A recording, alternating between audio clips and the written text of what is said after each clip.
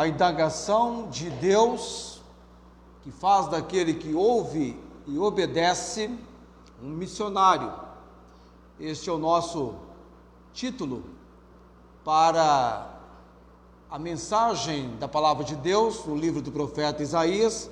Uma mensagem hoje à noite que nós estamos, como eu disse ainda há pouco, estamos nos despedindo hoje.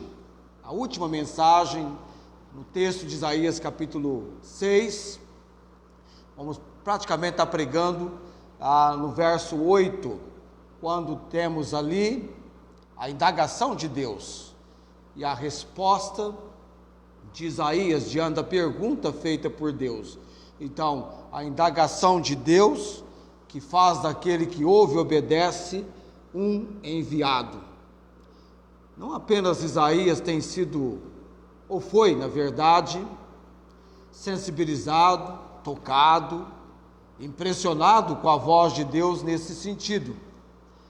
Tantos outros homens e mulheres de Deus respondendo à solene indagação do Senhor na urgência e necessidade do trabalho missionário do Ide de Jesus Cristo, tantos outros se levantaram como Isaías, dizendo o que Isaías disse, e foram usados no campo missionário, pregando as boas novas de salvação em Jesus Cristo.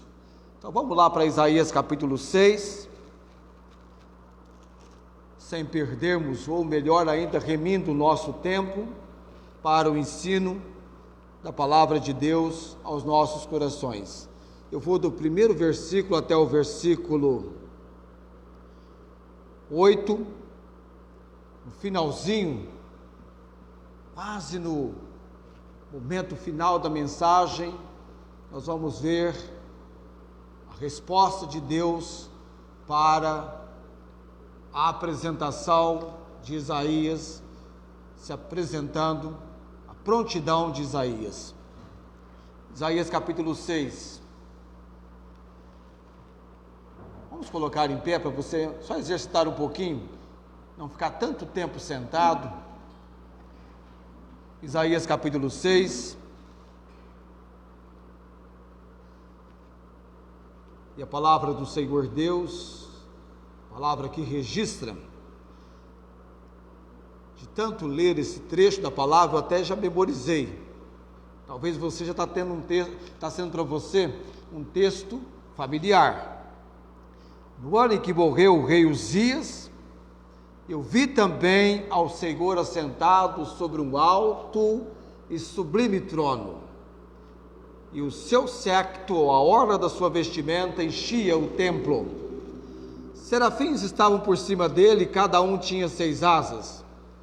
Com 2 cobriam os rostos, com 2 cobriam os pés, e com 2 voavam.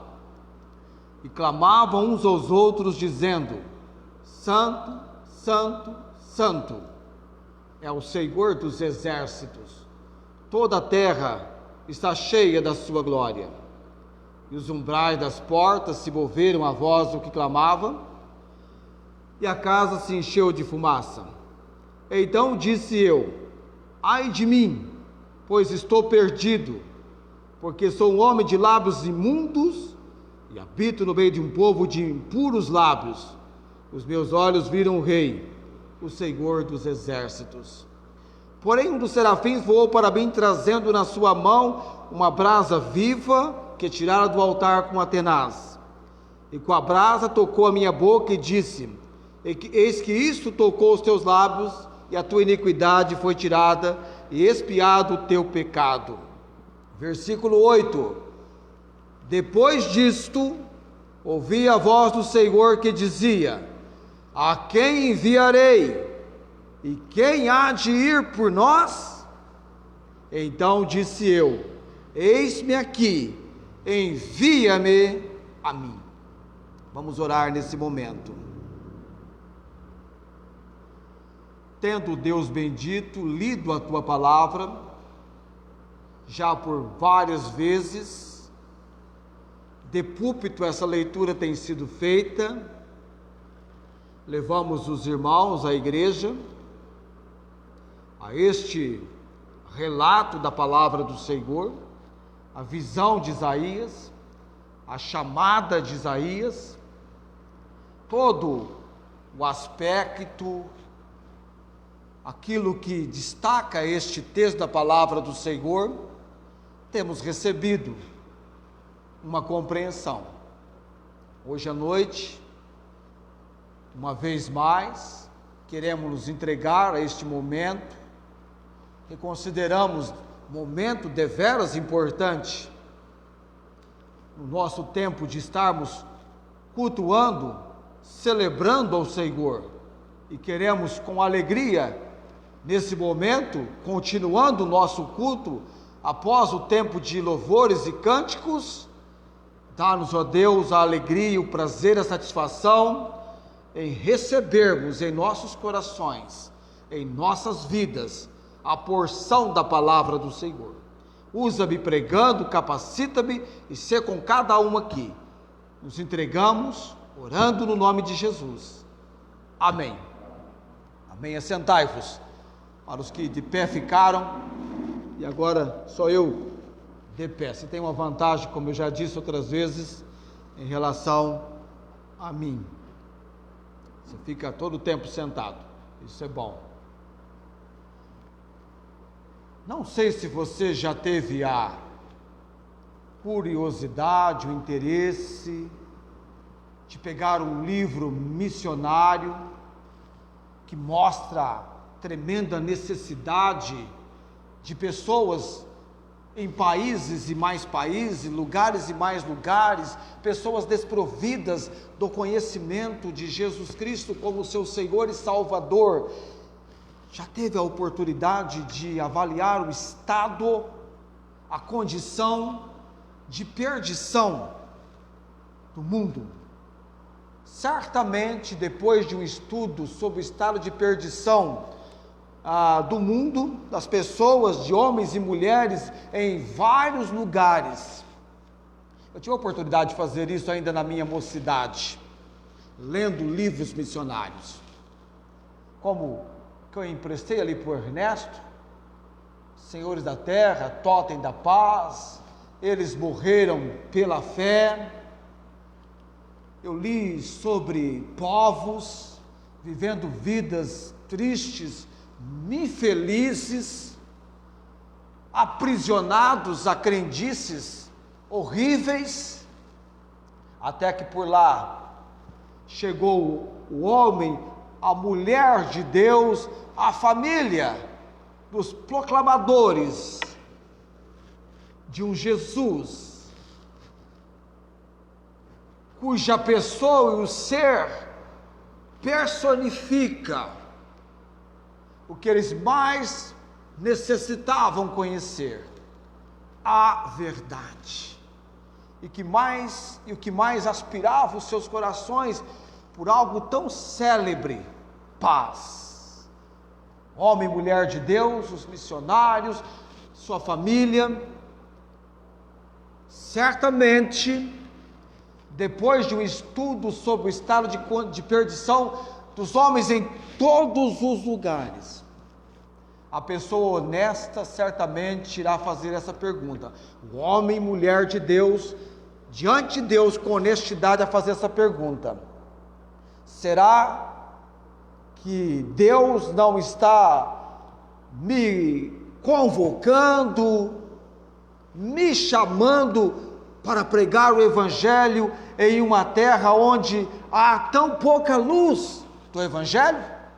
Será que eu não estou sendo chamado por Deus, convocado por Deus? Não podemos ignorar o fato de que Deus chama servos. O que eu quero dizer com isso? Preste atenção nos relatos bíblicos de pessoas chamadas por Deus. Quando Deus chamou Moisés, onde estava Moisés e o que Moisés estava fazendo? Não foi Moisés encontrado na chamada por Deus numa praia em Miami. Não, ele não estava numa praia de Papuar, sem fazer nada. belo e folgado. Não, não foi assim que Deus encontrou Moisés na sua chamada para Moisés. Deus chamou Moisés dentre as ovelhas no deserto, para que Moisés viesse agora a uma missão de Deus, que era tirar o povo de Israel do Egito. E Deus é aquele que, quando Ele opera, irmãos, não há impedimento, não tem placa de impedido. Moisés foi realmente o homem usado por Deus, com sinais e maravilhas, e ele realmente foi ao Egito e libertou. Deus libertou o povo, o seu povo, escravizado no Egito, através de Moisés. E olha que Moisés olhou para si mesmo e falou: o senhor tem certeza que sou eu? Manda outro, eu não sirvo para essa obra. Mas foi Moisés. É um privilégio ser chamado por Deus para uma missão específica dentro do seu propósito e vontade. Jonas, lembra-se dele? Não é nem chamado, eu considero a chamada de Deus uma convocação. Jonas foi convocado como profeta do Senhor para pregar uma mensagem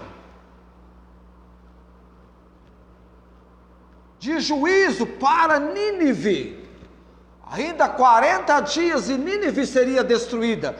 E Jonas, a princípio, fugiu, pegou um navio, foi para Tarsis, entrou na embarcação, desceu ao porão, deprimido, triste, sei lá se revoltado também, e dormia, calmo, sereno, mas não tranquilo.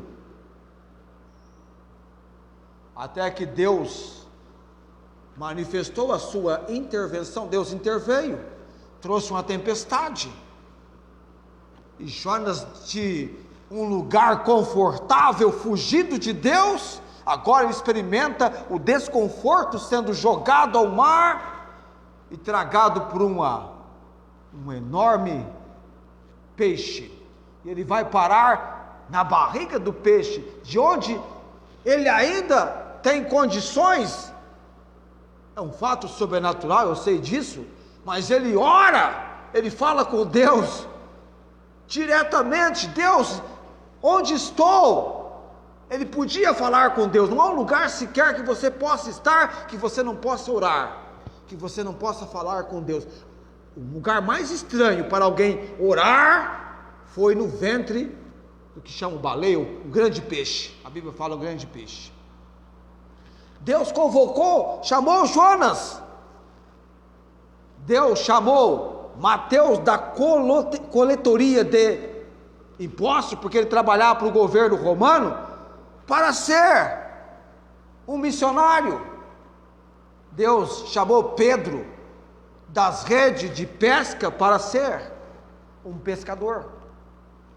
Todos esses chamados estavam ocupados nos seus afazeres, não eram pessoas desocupadas. E chamou também todos os missionários para irem, todos os apóstolos, para irem por todas as nações, chamados, convocados. E você pode pegar a sua Bíblia, ler, estudar. Assim Deus procedeu, assim foi feito. Convocados por Deus para a missão de Deus, eles se entregaram para fazer a obra de Deus.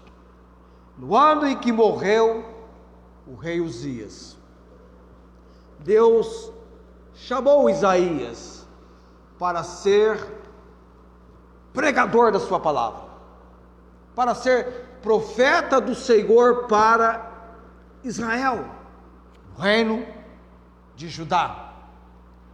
Deus mesmo é quem manifesta a sua vontade na vida dos seus servos. Como servo do Senhor Jesus Cristo, eu devo conhecer qual é a vontade do Senhor Deus, ou de Cristo. E essa manifestação da vontade de Deus na vida de Isaías, ela aconteceu debaixo de intensa compreensão. No verso 1, Isaías, na sua visão, ele diz: eu vi o Senhor assentado sobre um alto e sublime trono. A chamada de Isaías baseia-se no fato que ele teve uma visão de Deus, que o levou a um conhecimento mais profundo de Deus. Certa vez perguntaram a um servo do Senhor, já por vários anos servindo o Senhor: ei, homem de Deus, se você pudesse voltar ao início do seu ministério, o que mais você faria? E este servo do Senhor, este homem de Deus, respondeu o seguinte: eu estudaria mais a Bíblia. Amém? Eu estudaria mais a Bíblia. O chamado de Isaías, essa manifestação da vontade de Deus, acontece debaixo de intensa compreensão. A chamada levou Isaías a ter um conhecimento de Deus mais profundo. Eu vi o Senhor assentado sobre um alto e sublime trono. Estava mostrando para o Igor, ele está pegando o livro dos estudos, Conhecendo a Vida Cristã, já ficou fascinado. Não é verdade, Igor? Já ficou fascinado, impressionado com o início do estudo da palavra de Deus para ele. É como uma casa, por fora você vê apenas uma casa, mas por dentro você vai entendendo os compartimentos. Certo professor de discipulado dizia o seguinte: ninguém pode dar o que não tem. Você não pode dar 100 mil se você não tem 10 mil. O conhecimento que o missionário tem de Deus é o que ele vai transmitir ao povo. E ele não pode dar um profundo conhecer de Deus se ele não o tem para si mesmo.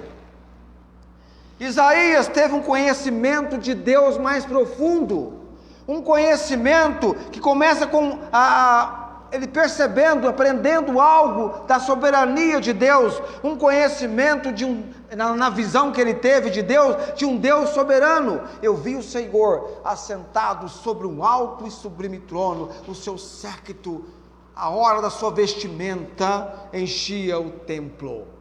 Um Deus que reina com poder absoluto, dominando sobre céus e sobre terra. E ele, que muito bem entendia da realeza, o rei Uzias, rei do reino dos homens, estava morto, mas o rei do reino dos céus, o Senhor,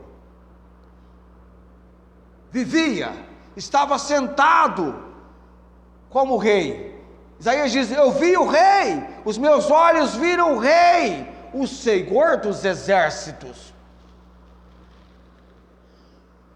A visão, essa visão grandiosa, Isaías, que trouxe um conhecimento profundo para ele, de um Deus soberano, também de um Deus que é santo. Os serafins clamando: santo, santo, santo é o Senhor.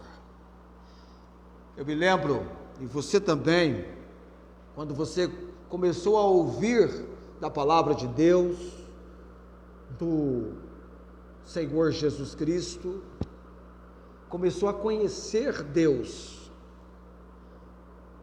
a entender pela palavra quem é Deus. Deus não brinca de pique, de esconde com ninguém. Ele é um Deus que se revelou, que se fez conhecido. Ouça, Israel, o Senhor nosso Deus é o único Senhor. O Deus que toma para si uma nação Deus criou a nação de Israel. Ele formou a nação de Israel para ser não apenas a menina dos seus olhos, mas a nação eterna. Israel nunca deixará de existir. E através de Israel, Deus entregou-lhes os mandamentos, a palavra dele. Você estudando a Bíblia, a palavra de Deus, você acompanha a formação da nação de Israel, da descendência de Abraão. Abençoarei os que te abençoarem, e amaldiçoarei os que te amaldiçoarem. E Deus então, com essa nação, entregando estatutos, princípios, normas, fazendo desse povo o povo de Deus, para comunicar às outras nações que há um só Deus, um Deus único. As pessoas não entendem, valorizam exclusividade, mas não entendem que Deus, o Deus vivo e verdadeiro, Ele é exclusivo, Ele é único. A Bíblia acentua em 1 Timóteo capítulo 2, verso 5, porque há um só Deus, um só mediador entre Deus e os homens, Jesus Cristo, homem. Há um único evangelho, há uma única instituição estabelecida por Deus, do Deus Filho, que não vai prevalecer contra as portas do inferno, que é a igreja, instituída por Jesus Cristo. Tanto é que quando ele voltar, ele vai voltar para buscar a sua noiva, que é a igreja. À medida que você vai conhecendo, não é meramente ler a Bíblia, é estudar. Por exemplo, no princípio de estudo do Igor, ele tem um texto da palavra que mostra para ele quem é Jesus. Ele vai ler o texto da palavra, o trecho, porque quem é Jesus, depois ele vai ler um outro trecho, por que Jesus veio ao mundo? Ele vai ler um outro trecho assim. Conhecimento, prosseguir. O pregador Charles Spurgeon dizia que a fé de qualquer pessoa, no seu nascimento, é claro que a fé vem pelo ouvir da palavra de Deus, mas nós definimos fé como o firme fundamento das coisas que se esperam e a prova das coisas que não se veem. Spurgeon dizia, envolve conhecimento. Ninguém confia em quem não conhece. Ninguém vai confiar em Deus se não conhecê-lo. Depois de conhecimento, concordância. A pessoa concorda com aquilo que Deus diz na sua palavra.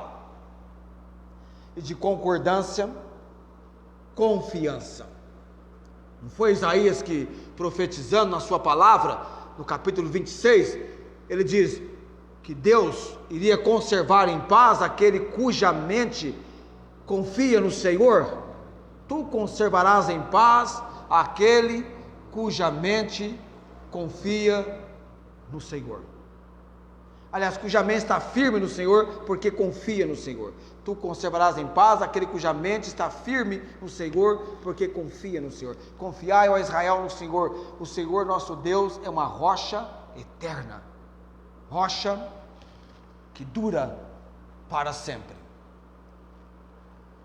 Isaías teve um conhecimento mais profundo de Deus, um Deus soberano, nessa intensa manifestação da vontade de Deus na sua vida, um Deus que tem um Deus santo e um Deus que tem domínio sobre a terra. O verso 3 diz: toda a terra está cheia da sua glória. no governo da monarquia dos reinados do Velho Testamento, bendito era o rei que confiava no Senhor para o seu governo, que do Senhor para ele era os recursos providenciados. E você tem entre os reis um rei que foi o mais sábio entre eles, sabedoria dada por Deus. Que queres que eu te dê? Ele não pediu riqueza, ele não pediu a vida dos seus inimigos, mas ele pediu o que eu e você tanto precisamos. Em Tiago capítulo 1, versículo 5, se alguém tem falta de sabedoria, peça a Deus, que a todos dá, não lance rosto e ser-lhe-á dada. Deus, a Bíblia diz que Cristo é aquele em quem estão escondidos todos os tesouros da sabedoria e do conhecimento, as riquezas insondáveis do Senhor Jesus Cristo. O conhecimento de um Deus soberano, de um Deus santo, de um Deus que domina sobre toda a terra. E aí, no desenrolar do ministério de Isaías, estudando o livro do profeta Isaías, você vai perceber a importância desse conhecimento que Isaías recebeu do Senhor nessa visão. Eu tenho um livro lá, um livreto em casa, esse livreto é intitulado Jeová é Salvação. É um livreto que você vai passar um tempo aí da sua vida, você abre o livreto e vai estudar o livro do profeta Isaías. Se alguém tiver interesse, fala comigo, eu te arrumo um exemplar desse livreto e você vai estudar todo o conteúdo, pelo menos de maneira resumida, sucinta, do livro do profeta Isaías. E você vai ficar surpreso que você vai ler sobre Isaías 6 e você vai pegar depois as nossas pregações e vai perceber, o que eu estou pregando aqui não está lá. Eu estou pregando aqui, estamos estudando, elaborando, para trazer para você. Mas se alguém quiser, eu arrumo para você. Estudar a Bíblia, investir neste precioso livro do Senhor. Então a vontade de Deus se manifestou primariamente na vida de Isaías, debaixo de intensa compreensão, marca isso, debaixo de intensa compreensão. Em segundo lugar, debaixo de intensa convicção. A compreensão da santidade de Deus levou convicção ao coração. Isaías ficou convicto, convencido, e como resultado, o que Isaías sentiu? A sua insignificância. Ai de mim, estou perdido, estou perecendo. E essa manifestação da vontade de Deus, que acontece debaixo de intensa compreensão, convicção, trouxe para Isaías confissão. Estou perdido na convicção, e na confissão, sou um homem de lábios impuros ou imundos e habito no meio de um povo de impuros lábios. Ele confessou o seu pecado, e dessa manifestação da vontade de Deus, debaixo de intensa compreensão, conhecimento profundo, que levou para a convicção, para a confissão, ele experimentou uma obra intensa também de purificação. Na visão dele, um serafim tirou uma brasa do altar, uma brasa viva, e tocou os seus lábios como um sinal de purificação. E o serafim falou para ele que agora, neste ato do serafim, com a brasa, a iniquidade de Isaías foi tirada. E em último lugar dessa colocação de manifestação da vontade de Deus na vida de Isaías, que aconteceu debaixo de intensa compreensão, convicção, confissão, purificação, chegamos agora à última delas, que é para a mensagem de hoje à noite. Eu coloquei algo para você que volta lá, mas algo que eu ainda não tinha dito, especial para essa mensagem de hoje. Ele tem então, debaixo de uma intensa manifestação da vontade de Deus, a chamada dele. Você tem agora um Isaías aqui, chegando no versículo 8, quando ele fala assim: e depois disto, eu gosto dessa expressão que ele usa aqui, agora com um coração puro, íntima comunhão com Deus, Isaías está suficientemente preparado para responder ao chamado de Deus. Deus é Ele mesmo que chama servos dentre o povo de Deus para o trabalho. Mas muitos dentre o povo de Deus não estão prontos para ouvir o chamado de Deus.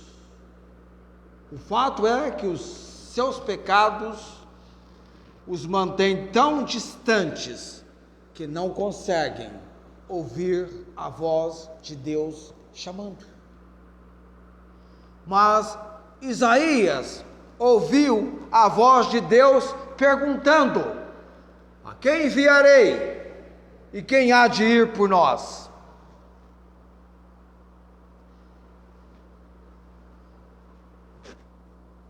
Qual foi a resposta de Isaías? Foi uma resposta calorosa: eis-me aqui, envia-me a mim. Ei, eu estou aqui e quero ser enviado. A resposta de Isaías é um grito de alguém que está profundamente sensibilizado, de alguém que está suplicando: Deus, não me ignore, mas me favoreça, me deixe tornar um embaixador, enviado embaixador. Me chame, eu quero ser um embaixador. A indagação de Deus, que faz daquele que ouve e obedece um enviado, é essa aqui de Isaías 8. Essa é a indagação: a quem enviarei? E quem há de ir por nós? Para essa indagação, Isaías se apresentou, ele foi o primeiro, inaugurando este momento. Na eternidade, teremos uma noção de quantas pessoas, ouvindo pregações, em Isaías capítulo 6, versículo 8, tiveram Deus com elas falando tão claro, de maneira tão precisa: a quem enviarei e quem há de ir por nós? E este a quem enviarei e quem há de ir por nós de Deus, zunindo, ecoando, bradando nos ouvidos de tal pessoa, e tal pessoa impressionada, absolutamente comovida: sou eu que está chamando. Eu ouvi de um adolescente, não sei se é no texto de Isaías, mas que respondeu à chamada de Deus ainda na adolescência, sem entender muito bem como este procedimento de Deus na sua vida aconteceria. Ele saiu do lugar, respondeu ao apelo, veio na frente, entregou sua vida na adolescência para pregar a palavra de Deus. É claro, vieram os dias da juventude, mas chegou o momento de confirmação e ida para o campo missionário. Tal pessoa está num outro país já há muito tempo, pregando o Evangelho de Jesus Cristo, num lugar bem difícil, mas está ali, pregando o Evangelho do Senhor Jesus Cristo.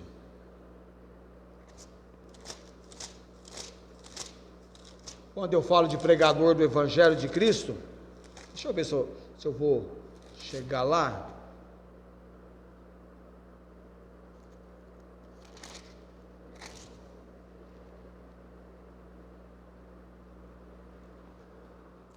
E tantos outros homens e mulheres, é uma indagação que ainda não se encerrou. É uma pergunta de Deus: a quem enviarei? E quem há de ir por nós?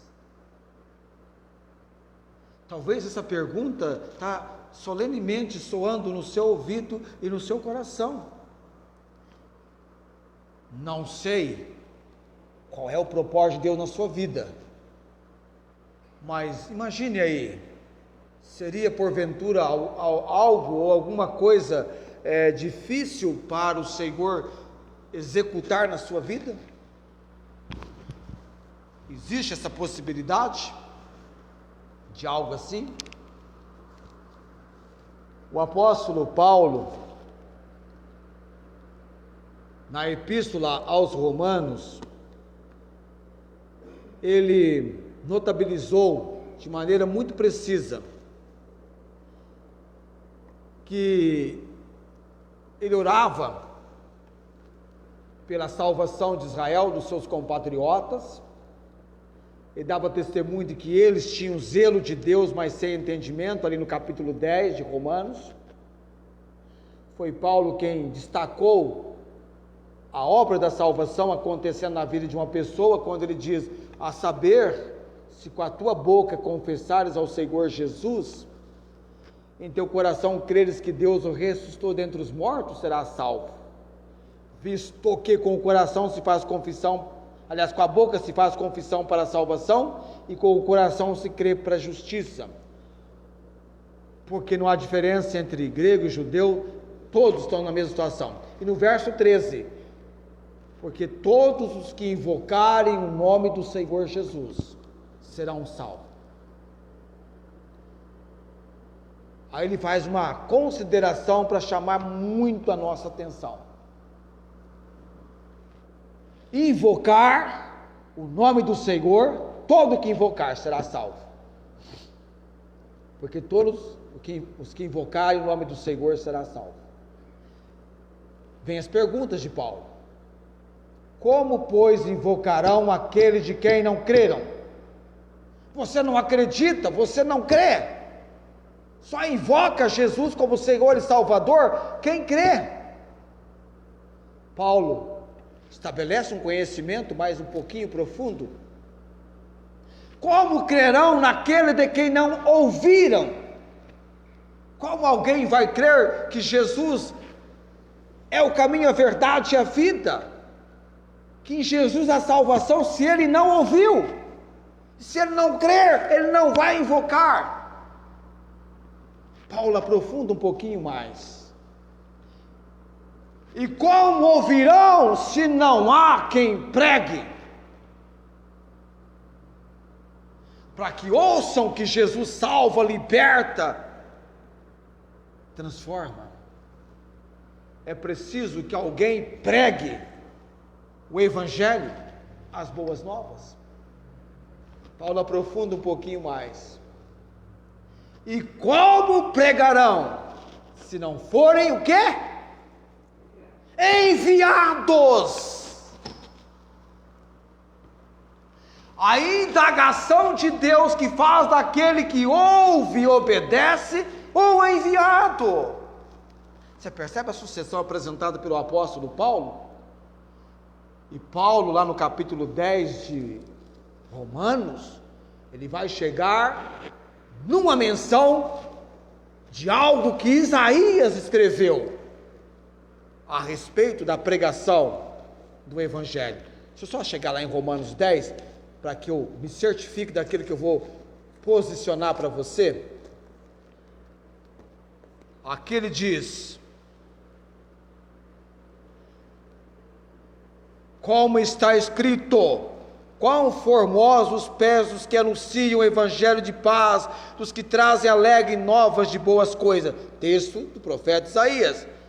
mas nem todos têm obedecido ao Evangelho, pois Isaías diz: Senhor, quem creu na nossa pregação?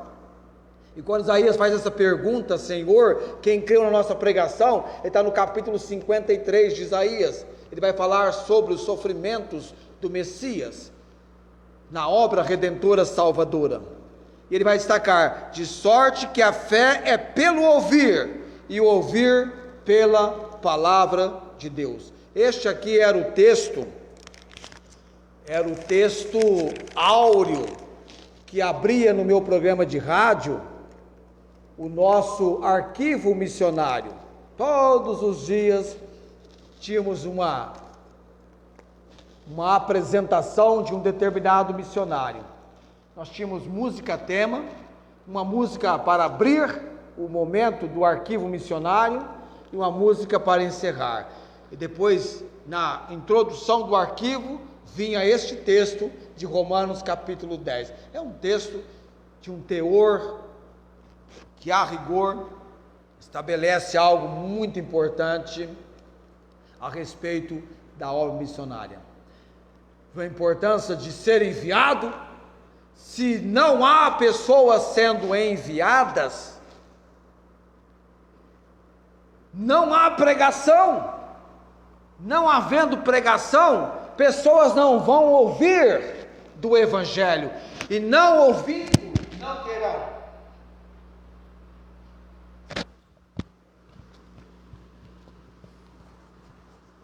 Eu não sei qual o vento que derrubou meu microfone aqui, se foi o vento da minha voz, se foi o vento do ventilador. Deve ter sido o vento do ventilador, ou a minha mão mesmo que esbarrou, não é? Pessoas não ouvindo pregação, não crerão, não crendo, não irão invocar. As pessoas creem no que creem, e da maneira que lhes falta o conhecimento da verdade, a falha é nossa. Há muitos que estão desprovidos do conhecimento de Jesus Cristo. Já faz mais de 2000 anos que Jesus Cristo padeceu na cruz do Calvário, que ele foi sepultado e que ele ressuscitou. Há lugares no Brasil que pessoas nunca ouviram falar de Jesus. Há lugares nos confins da terra que pessoas nunca ouviram falar de Jesus. Tem uma música do grupo Logos, eu tenho quase certeza que nesses 40 anos que o grupo Logos vem cantando, vai contar, talvez você nunca ouviu, vai contar. É uma letra de uma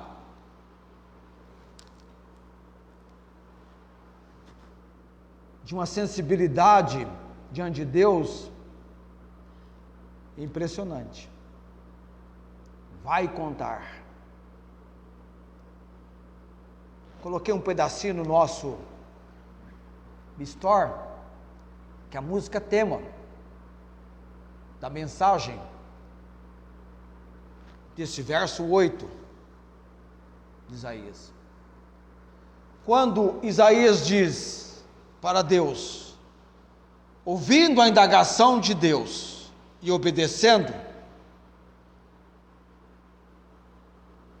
eis-me aqui, envia-me a mim. Qual foi a resposta de Deus para ele? Opa, deixa eu voltar lá, eu virei a página aqui. Achei que eu estava em Isaías. Deus diz para ele: então disse ele aqui é o Senhor, vai e dize a este povo. Vai! E a música do grupo Logos vai contar. Deixa eu colocar para você a letra. No mundo que sufoca, evoca, canta, toca e sai. Vai e anuncia a paz. A paz aqui na letra é personificada. É a pessoa do Senhor Jesus. A letra traz essa colocação. Paz, ela é personificada na pessoa do Senhor Jesus. Vai e anuncia a paz. Então, no mundo que sufoca, evoca, canta, toca e sai. Vai e anuncia a paz. Vai e anuncia a paz aos homens que carentes, descrentes do amor maior. Vai e anuncia a paz. Vai e anuncia a paz. Vai contar ao povo o que Jesus por ti fez. Teu amor consegue aos outros alcançar. Só então os teus amigos, transformados em irmãos, galardões eternos lá nos céus serão. Segunda parte da música. Há muitos que perdidos, por fim caminham sem saber. Vão sem ouvir da paz, sem conhecer a paz. Será que não nos pesa deixar que morram sem saber?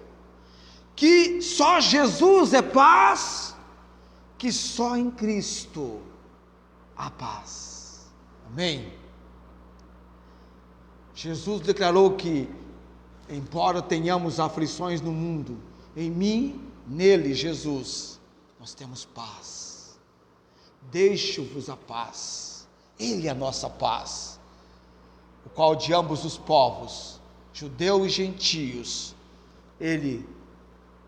esses povos estão reconciliados em Deus com Cristo, enviados.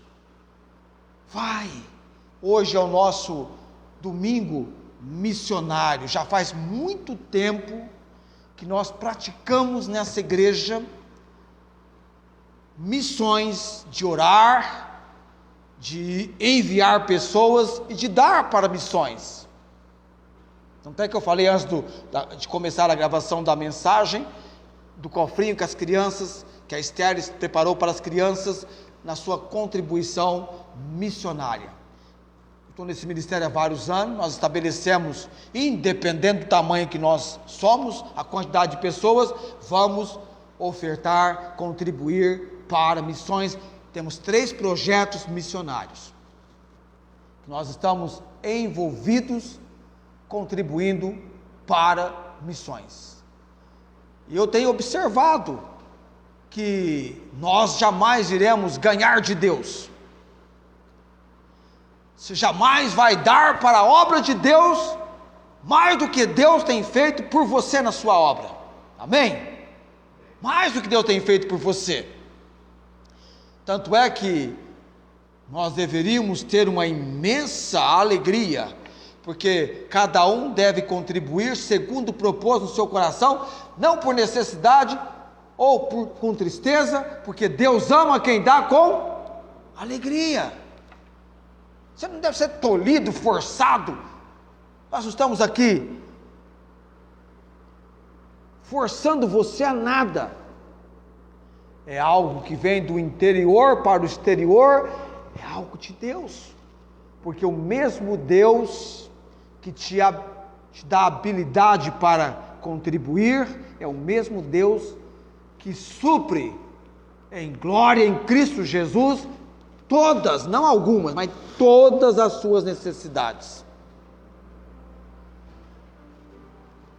40 anos depois da música do Grupo Logo, talvez hoje à noite você ouviu pela primeira vez, e olha que ela está na internet, está lá, mas ninguém contou para você, ninguém falou dela para você, não houve uma divulgação, não estava num evento grandioso por aí, mas ela está aqui, ela está na divulgação da obra de Deus.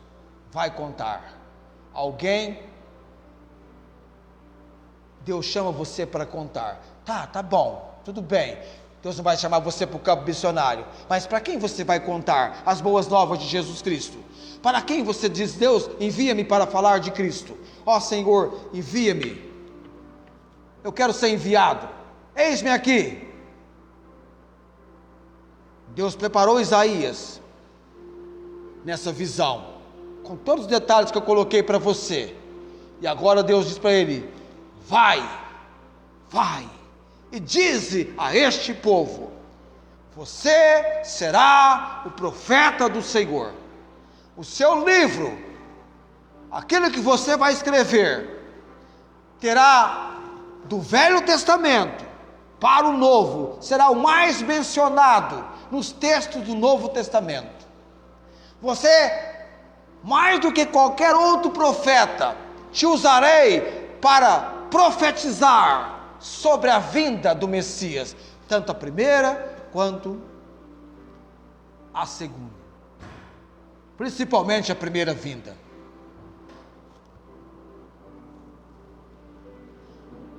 E Isaías foi usado poderosamente por Deus. Ele era extraordinário? Ele era mais do que você e eu somos? Não. Ele era alguém, eu não vou dizer comedor de arroz e feijão como você e eu somos, porque na cultura, cada cultura tem um tipo de alimentação, mas ele era de carne e osso como eu e você somos. O extraordinário dele era o agir de Deus, tanto quanto na minha e na sua vida, o extraordinário é o agir de Deus. Eu estava lendo e olhando para esse versículo 8, e aí eu estava orando: Deus, me dá um título para a mensagem domingo. E foi segunda, terça, quarta, aí eu coloquei um título que eu achei que dava para colocar, e aí, hoje eu ia fazer uma outra divulgação, eu falei: Deus, me dá uma compreensão do título para a mensagem hoje à noite. Hoje que eu digo é domingo de manhã. Aí veio a indagação. Você gravou? Gravou o título da mensagem? Já gravou o título? Até eu tenho. A indagação de Deus que faz daquele que ouve e obedece um enviado. Eu tive que escrever, porque senão, se ficar só na mente, eu ia perder. A indagação de Deus que faz daquele que ouve e obedece, porque não é só ouvir não, tem que obedecer. Isaías ouviu, depois disso ouvia a voz do Senhor. Ele ouviu, mas ele precisou obedecer, colocar em prática aquilo que ele ouviu. Sou grato. Deus, fala comigo. O que o Senhor tem para mim? Há 35 anos atrás eu estava assim. E quando eu entendi que Deus queria que eu fosse um pregador da palavra dele, eu disse: Deus, já estou pronto para começar agora. Quero pregar a tua palavra. Eu sei que eu preciso ir para o seminário. Depois eu fui. Falei: pastor, meu pastor, quando houver uma oportunidade, me chama que eu quero pregar de púlpito a palavra de Deus. Ele falou: prepara que eu vou te chamar.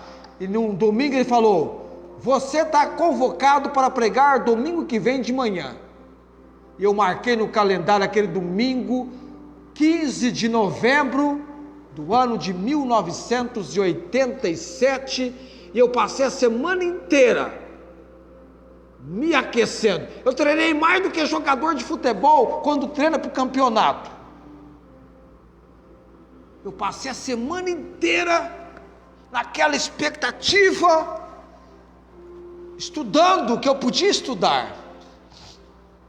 E aí eu fui pregar, e eu preguei naquela manhã, e vem alguém e diz para mim assim: nem pela mensagem, mas você precisa melhorar a sua dicção. Falei: poxa vida, eu dei o melhor que eu podia, e alguém fez essa observação, não tem problema não, venha de Deus, irmãos. Aí eu fui estudar comunicação verbal, não parei não, logo veio o seminário, eu fui estudar comunicação verbal, e como eu precisava, como eu achei interessante esse estudo, porque quando eu comecei a pregar, de tempos em tempos, eu ficava afônico, eu perdia a voz, porque acredite se quiser, quando eu comecei a pregar, eu já comecei pregando assim, eu sempre preguei assim, irmãos, eu não me seguro, é difícil, então, de tempos em tempos, por causa de pregar assim, eu perdi a voz, e aí eu fui estudar comunicação verbal, aí eu aprendi a cuidar da minha voz, para não perdê-la, aí não perdi mais, graças a Deus, só de vez em quando que alguma coisa acontece, de extravagância que eu faço, e aí a gente tem problema com isso. Já cheguei lá? Não, prossigo, estou ainda estudando, preciso estudar muito, ainda digo para Deus, eu ainda preciso aprender, Senhor, não sou ainda um bom pregador, mas quero ser um bom pregador da palavra de Deus, estou em estudo, ore por mim, tá bom? Ore por mim. Vamos colocar em pé nesse momento.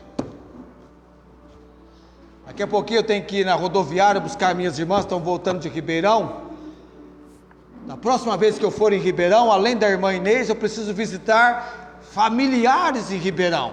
Eu tenho familiares lá, tenho irmão lá em Ribeirão, 70 anos de idade, deve estar com 70 anos, meia dúzia só de cabelos brancos, escondido entre a maioria dos cabelos pretos, é o meu irmão, o Moacir.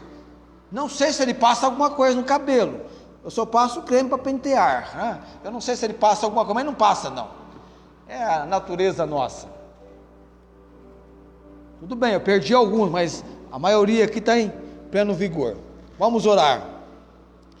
Nós temos o Felipe na nossa igreja, que já está cursando o seminário, amém?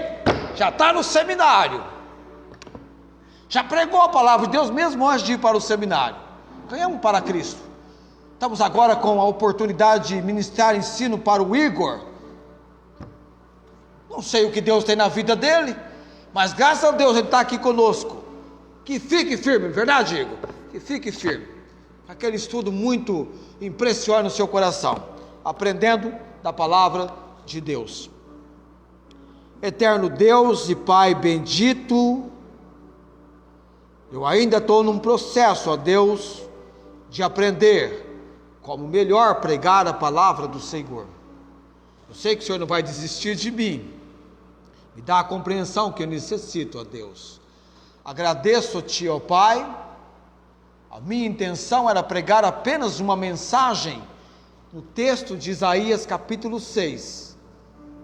Nos deu a oportunidade de uma série sobre um alto e sublime trono. E dessa série, na visão de Isaías, tenho certeza, recebemos o aprendizado do Senhor.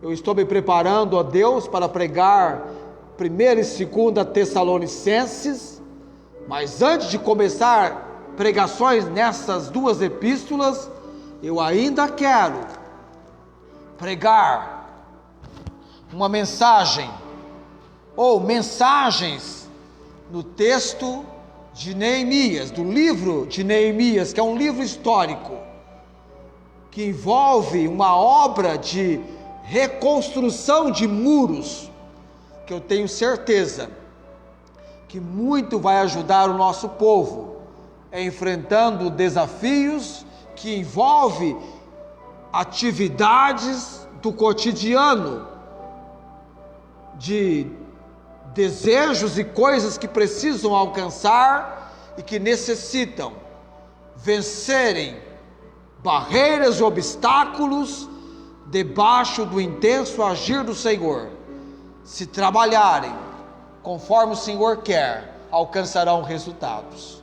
Oro por esta igreja, oro pelas minhas irmãs que estão viajando agora para Barretos, oro pela restauração física da saúde da Cláudia, da senhora sua mãe, a dona Lúcia, outros irmãos na igreja, oro, Deus, pelo exame de endoscopia que a minha esposa irá realizar, possivelmente pela frente vem uma cirurgia dessa hérnia que ela tem, precisamos da intervenção do Senhor. Intervenha com a misericórdia e graça do Senhor. Oramos, Pai, pelos irmãos, tantos que estiveram ontem e hoje pela manhã, como agora à noite. Guarde-os, proteja-os, ó Pai bendito, e nos livre do mal. E conquanto a mensagem hoje à noite, ó Deus, eu sei que a palavra do Senhor não volta vazia. Ela cumprirá o teu propósito, a tua vontade. Eu oro com gratidão, em nome de Jesus. Amém. A graça do Senhor Jesus Cristo, o amor de Deus, a comunhão e as consolações do Santo Espírito, seja com todos vós. Amém.